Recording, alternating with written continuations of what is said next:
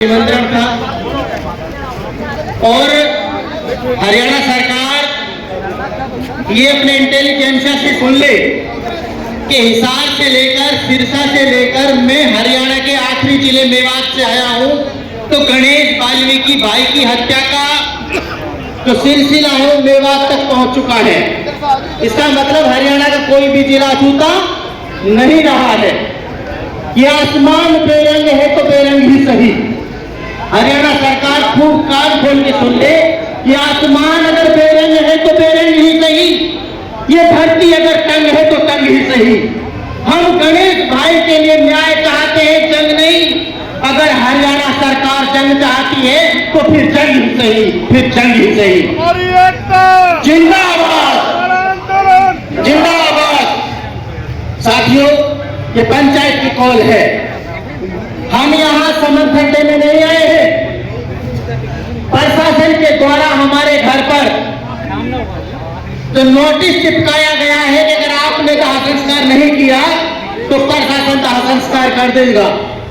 हरियाणा सरकार और हिसार प्रशासन कान खोल कर सुन ले, गणेश वाल्मीकि आपके लिए मर चुका है, हमारे लिए नहीं मरा, जिंदा है, जिंदा।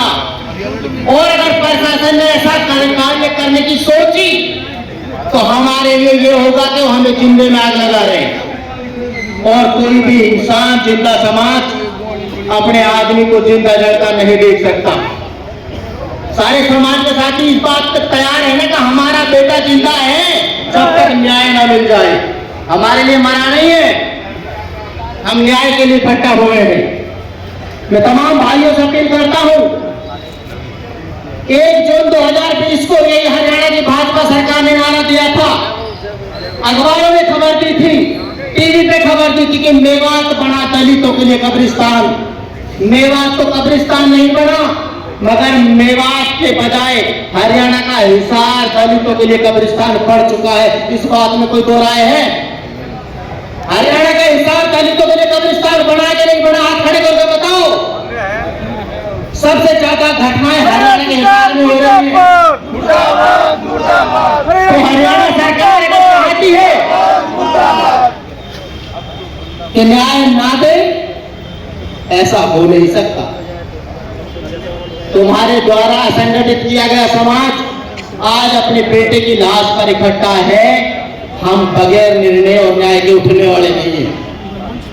मैं समय सिंह मेवात की धरती से आपसे अपील कर रहा हूं, मेरा सुझाव है, पंचायत को सिर्फ सुझाव है ये, अगर सरकार ने ये कुकृत्य करने का प्रयास किया तो नोटिस दिया है, तो हम हरियाणा के जितने हमारे वो हमारी जाति के तो हो सकते हैं, वो जमात के नहीं है जो मंत्री बने बैठे हैं। जाति और जमात में फर्क है, वो जाति के हैं, हमारी जमात के नहीं है, समाज के नहीं है। अगर समाज के होते तो बीच में होते।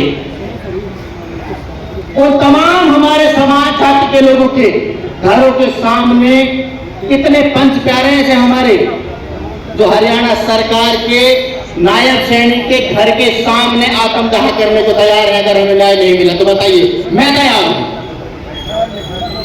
अगर हरियाणा सरकार ने हमारे भाई को जबरन जलाने का प्रयास किया, उसकी अंत्येष्टि करने का प्रयास किया, तो हम नायब सिंह सैन के घर के सामने आत्मदाह करने को तैयार रहेंगे। मुझे ऐसे हमारे हरियाणा से कम एक जिले से एक आदमी से कम से कम 22 साथी तैयार हैं। ऐसे इन सारे साथियों के नाम लिखे हैं कमेटी, ऐसे 22 साथी तैयार रहे। और मैं बड़े चाचा ताऊओं से कह रहा हूं, अभी आपने कल तो आनंदपुर गांव की पंचायत देखी, हरियाणा के आनंदपुर गांव में पंचायत हुई।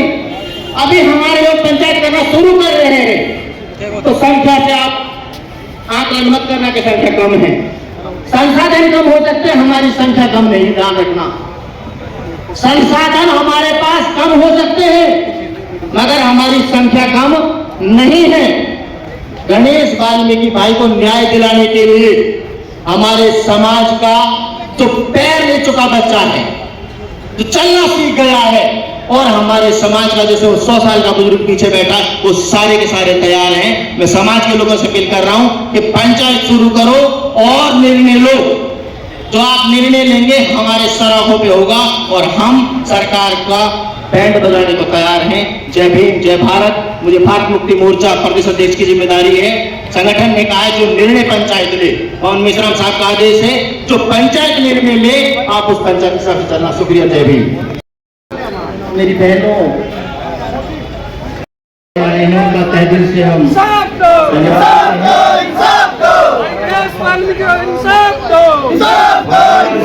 दो बसें आई हैं, हम इनका दुख की घड़ी में शामिल होकर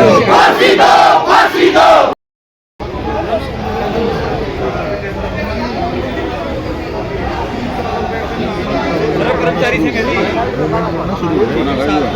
आप भाषण कंटिन्यू करें। घर के बाद में तैयार है, रविवार को पीछे नहीं बोल